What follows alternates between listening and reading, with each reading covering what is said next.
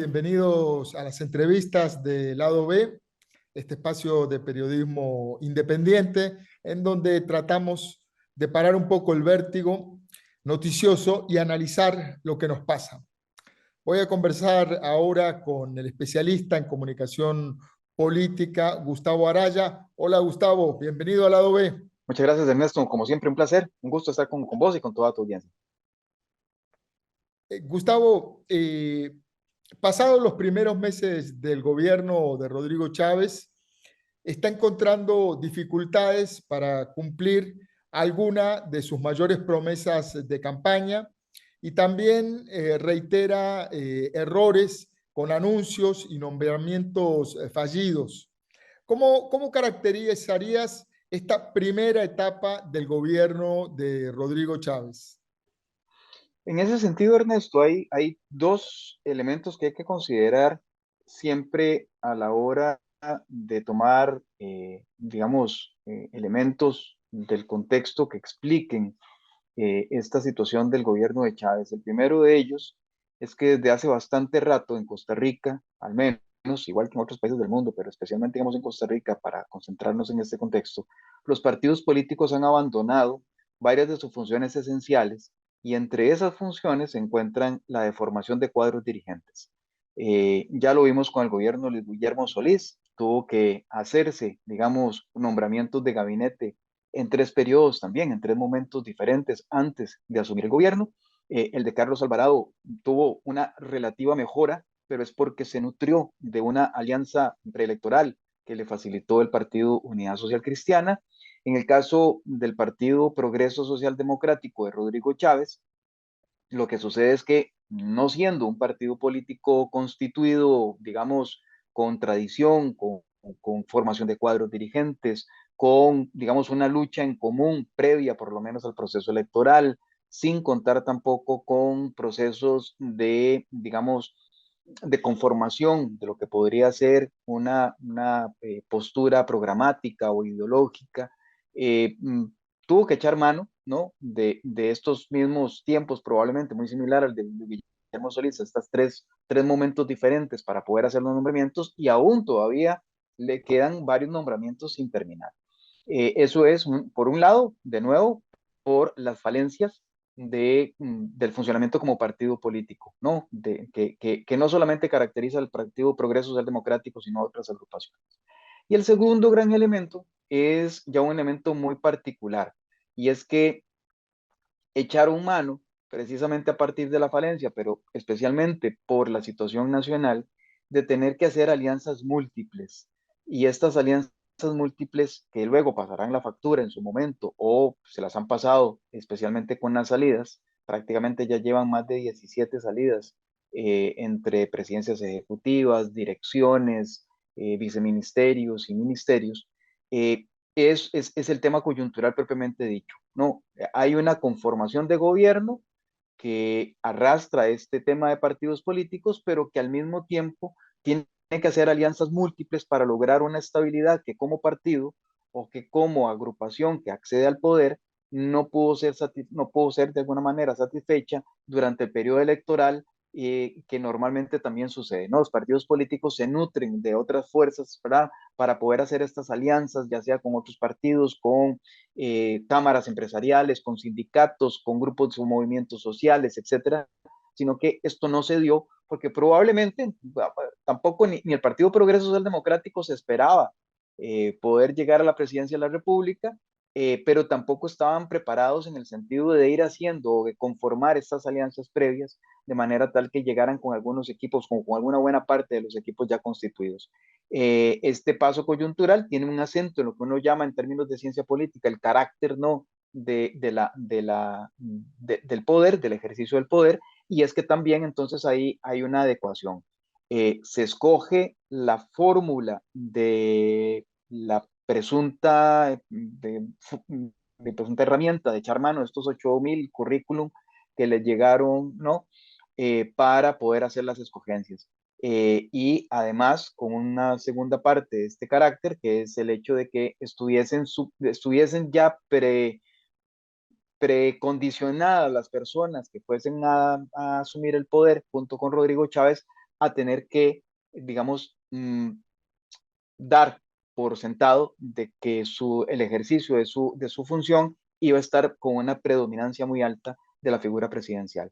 Vamos que eso es como el comportamiento completo de estas dos grandes partes que tiene que ver con la parte del partido político y la otra con el carácter del poder una vez que se toma. Gustavo, en estos meses también el Ejecutivo fue creando mucha tensión en su relación con el Congreso. Ahora mantiene un pulso muy tenso con los diputados por la aprobación de los eurobonos. Hay versiones del ministro de Hacienda, versiones del presidente del Banco Central sobre si se pueden o no se pueden pagar los aguinaldos. ¿Cómo puede afectar esta tensión entre el Congreso y el presidente el tratamiento de temas vitales como eurobonos y como el presupuesto 2023? Sí, tiene una doble lógica. Por un lado, digamos, en lo que uno llama condiciones objetivas, Ernesto, me parece que es importantísimo que la población tome en consideración que, de nuevo, un gobierno que pareciese no estaba necesariamente, digamos, con la preparación suficiente para acceder al poder, no tenía una agenda clara, ¿verdad? No tenía una agenda de entrada que le permitiera, por lo menos en los 3 primeros meses, que ya por ley estaban determinados para que hiciera uso de las sesiones extraordinarias, prácticamente, digamos, no hubo fórmula alguna mediante la cual tuviese una buena relación con la Asamblea Legislativa en el sentido de poder, digamos, tener esa dinámica de presentar proyectos de ley diversos y principalmente del propio Poder Ejecutivo, ¿verdad? No hubo manera en que el Poder Ejecutivo presentara proyectos que, digamos, de fuste importante o de calado importante en esos primeros 3 meses, por una condición objetiva, por una condición estructural, que es que en el ejercicio del poder no había una hoja de ruta que estuviese planteada en términos de llevar a la Asamblea Legislativa parte de la iniciativa importante del Poder Ejecutivo que hiciera, digamos, llegar estos proyectos de ley para poder asumir el poder. Y desde el punto de vista de lo que se conoce como condiciones subjetivas, que tiene que ver con las personas y las personalidades, está el tema de que efectivamente Rodrigo Chávez necesitó desde el principio o amalgamó desde el principio una estrategia de colocación de la figura presidencial por sobre todas las cosas, ¿no? Para que las personas entendiesen que esta figura fuerte, presuntamente, ¿verdad? Con una voluntad que, eh, que la caracterizan como de valentía y ir siempre de frente y demás, tuviese, digamos, la oportunidad de brillar más allá de lo que la Asamblea Legislativa pudiese hacer. Necesitaban o requerían de que esta figura presidencial sobresaliera por encima de lo que pudiese hacerse en el trabajo de la Asamblea Legislativa. Y eso, bien va, digamos, la pregunta va muy bien encaminada porque es ese hecho de tener una figura presidencial predominante que se robe el show, ¿verdad? Por decirlo, digamos, en términos coloquiales, que sea efectivamente que la población reconozca por encima del perfil que pueda tener la Asamblea Legislativa, ha estado ahora sí, de nuevo, con un tema de carácter en términos políticos, ¿verdad? Un carácter, digamos, de enfrentamiento, que ha sido este hecho de que el gobierno señala que es un estilo, ¿verdad? Pero que en todo caso, más bien, haber llamado a la Asamblea Legislativa de que no jueguen de chapitas o que son irresponsables, eso no tiene nada que ver con un estilo, eso es, en términos políticos, de ciencia política, es un tema de carácter, es un tema impositivo, es un tema de reclamo, es un tema de revancha, es un tema que tiene que ver con otras características y que efectivamente pueden afectar, están afectando el trabajo que se realiza con la Asamblea Legislativa, fundamentalmente porque dicen que la forma hoy es el fondo y a muchas diputaciones, especialmente lo que son jefaturas de fracción y aquellas que han sido señaladas con nombre y apellidos, sienten que este tema, digamos, de enfrentamiento, de confrontación de la Asamblea Legislativa no es el mejor precisamente para cuando el gobierno quiere llevar a cabo acciones como la de eurobonos o las privatizaciones o también el tema de las transformaciones institucionales. De hecho, a mí me llamó poderosamente la atención las declaraciones de la jefa de fracción del Partido Unidad Social Cristiana cuando dice esto no se trata de responsabilidad sí o responsabilidad no tiene nada que ver con eso, tiene que ver con argumentos que desde la Comisión, por ejemplo, legislativa de Asuntos Hacendarios se esbozaron muy claramente, pueden tener o no razón, pero hubo argumentos de peso que hicieron cambiar la tónica, por ejemplo, con el tema del presupuesto nacional.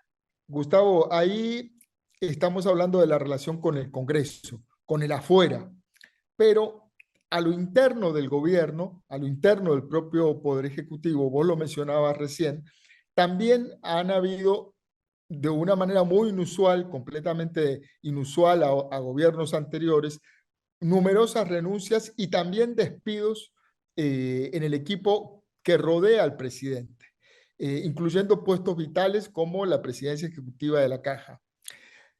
¿A qué se puede atribuir esta dinámica tan inestable en el arranque del gobierno?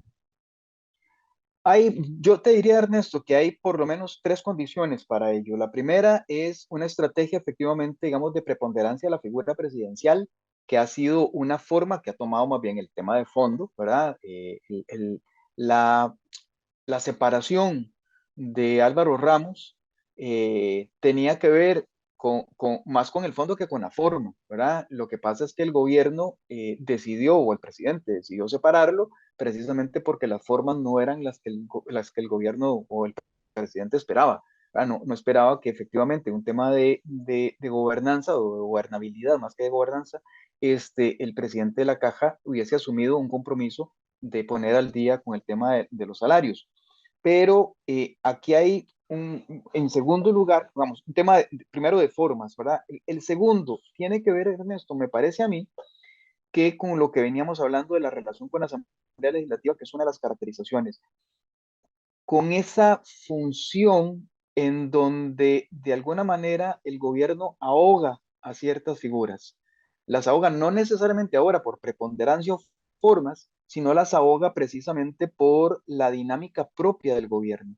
Y me explico, el hecho de que haya una agenda planteada desde el Ejecutivo en donde la fracción legislativa ha sido, la oficialista, ha sido nada más que una faja de transmisión, o fundamentalmente una faja de transmisión, ha quitado la figura, por ejemplo, de Natalia Díaz del camino, ¿verdad? En una relación con la Asamblea Legislativa, valga la aclaración también con el tema que anteriormente tocábamos, ¿verdad? De cuál es la relación y cómo se puede afectar. Bueno, se ha visto afectada porque la fracción legislativa de gobierno ha tratado o se ha visto más bien como una faja de transmisión directa. Y en ese camino han borrado de alguna manera la figura intermedia que es la figura de Natalia Díaz Quintana como ministra de la presidencia. Esto ha hecho que en un movimiento inusual, histórico, diría yo, el presidente tenga que ir directamente a la Asamblea Legislativa a negociar una agenda de trabajo en extraordinarias, cosa que no es ni habitual ni tampoco desde el punto de vista de la dinámica no es normal que se haga, ¿verdad? No es el presidente el que negocia, esa figura debería estar, digamos, por decirlo así, un poco más allá, ¿verdad? Del intríngulis que tiene que ver con las negociaciones pequeñas o de corto plazo que se dan en la Asamblea Legislativa. Y por el otro, en un tercer elemento, me parece que la figura preponderante del ejercicio, lo que lleva la jefatura de fracción del gobierno, del partido de gobierno, ejercida por doña Pilar Cisneros, en digamos, en este camino de ser primero una faja de transmisión de presidencia hacia la Asamblea, pero también, digamos, una especie de ejercicio de la comunicación desde la Asamblea hacia el gobierno. Entonces, figuras como, por ejemplo, la ministra de Comunicación ha terminado opacada por las estrategias que desde la narrativa y la forma de imponerla en la Asamblea Legislativa ha hecho la jefa de fracción oficialista. Entonces, estos tres elementos se conjugan, por decirlo de alguna manera, en, en una suerte de triángulo, ¿verdad? Presidencia, el ejercicio de la dinámica y la jefatura de la Asamblea Legislativa, la jefatura de fracción oficialista, en un borrado, por decirlo así, del resto de las relaciones de cómo se pueden establecer. Terminan pasándoles por encima y de alguna manera se convierte en una imposibilidad de tener negociaciones, digamos, de más corto plazo, de más corta incluso distancia. Y el ejemplo claro estaba con la misma jefatura de fracción oficialista que decía que, cito, por aquí han pasado llorando los ministros y ministras de gobierno para reclamar sobre el tema del presupuesto. O sea, eso lo está diciendo la propia jefatura de fracción. o la propia jefatura de fracción diciendo es que no vamos a pasar por la Asamblea Legislativa porque es un proceso muy engorroso, ¿verdad? Cosas que, digamos, normalmente en términos de comunicación, ni una ministra de comunicación ni una ministra de la presidencia hubiesen permitido en cualquier otro momento de la historia que hayamos vivido anteriormente. Justamente la dinámica interna del entorno presidencial. Recién hablamos del equipo cercano del presidente, ministros, presidentes ejecutivos, pero también la fracción oficialista ha mostrado en estos primeros meses ya serias fisuras como la disputa pública que sostuvieron las diputadas Pilar Cisneros y María Marta Padilla. Padilla. ¿Cómo analizás la dinámica interna de la fracción oficialista en el Congreso, que es vital para el presidente? Claro, primero por una característica muy particular, es una fracción novel, ¿verdad? Es una fracción bastante nueva, sin experiencia, no solamente, digamos, no en términos de la Asamblea Legislativa, en términos políticos en general, ¿verdad? Es una fracción que, a diferencia, digamos, de otras fracciones de gobierno anteriores, esta es completamente novel en el sentido de no haber estado relacionados con temas políticos de manera previa. Eh, Casos excepcionales, como por ejemplo pues María Alpizar, ¿verdad? Que sí ha estado en la dinámica política partidista y demás. Eh, pero es una fracción bastante nueva. Entonces, como fracción nueva, de nuevo, me parece que ha tenido un brillo poco luminoso porque efectivamente ha estado bajo esta lógica o esta dinámica de ser solamente una faja de transmisión o principalmente una faja de transmisión. Y que cuando efectivamente quiere tener brillo propio, le ha costado, digamos, políticamente ha tenido un costo, ¿verdad? La señora Padilla probablemente la más visible de ellos. Sin embargo, me atrevería a decir que hay otros momentos y otras circunstancias, otros proyectos de ley que, por ejemplo, que también han, por lo menos en términos de, que no ha salido a la luz pública, pero que sí en términos de la dinámica propia, le han pasado la factura a algunas de las diputaciones a nivel interno. Y creo que esto tiene como correlato esa división a la que hacías mención, Ernesto. Creo que hay una división interna de una puja, no solamente una puja de poder por un lado, sino más bien un intentar cobrar el papel que tiene que tener una fracción legislativa, que no necesariamente es solo el de faja de transmisión, ¿verdad? Podría y debería tener, por ejemplo, la particularidad de que algunos de los proyectos o varios de los proyectos del propio Poder Ejecutivo sean canalizados a través de algunas de las figuras diputadiles, cosa que no ha sido ni la tónica y cosa que tampoco el gobierno pareciera que toma en consideración a la hora de la elaboración de las agendas de extraordinarias, de tomar en consideración la propia agenda del partido de gobierno dentro de la dinámica de extraordinarias. Gustavo, parece mentira, pero estamos en noviembre y con un mundial de fútbol a punto de comenzar.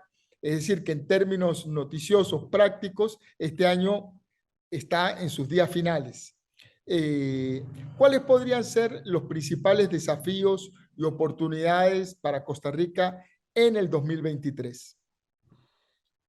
Completamente de acuerdo con lo primero, ¿verdad? Vamos a tener un periodo de sesiones extraordinarias que en noviembre se la va a pasar entre presupuesto de la República, eurobonos y la imposición que ha hecho el gobierno con el tema del Banco de Costa Rica. Eh, Diciembre prácticamente va a ser un tema de mundial, enero probablemente la resaca de mundial y probablemente la resaca económica, ¿verdad? Especialmente, digamos, de las festividades de diciembre. Yo creo que el 2023, digamos, en términos de oportunidades o espacios que desde el punto de vista político se tiene, viéndolo desde la perspectiva de lo que hemos pasado ya, ¿verdad? Es primero, un despertar de la oposición en la Asamblea Legislativa. Creo que eso le daría un beneficio al país porque balancearía, incluso le quitaría presión al propio gobierno de la tensión de la agenda noticiosa, ¿verdad? Permanentemente, aunque hay una estrategia de levantar el perfil de la figura presidencial por sobre todas las cosas en términos de la comunicación. Creo que esto también le ha traído presiones importantes y le ha traído también, cada vez que se comete un hierro, que no es ¿verdad? Sino que ha sido muy frecuente, ha tenido la atención porque efectivamente desde la Asamblea Legislativa no hay noticiabilidad suficiente como para hacerle contrapeso a esa noticia relevante que desde el Ejecutivo se realiza. Entonces creo que, digamos, un renacer o un resurgir del papel de la oposición podría ser importante y va a ser importante en el 2023, especialmente como año preelectoral. Y ese es el segundo elemento.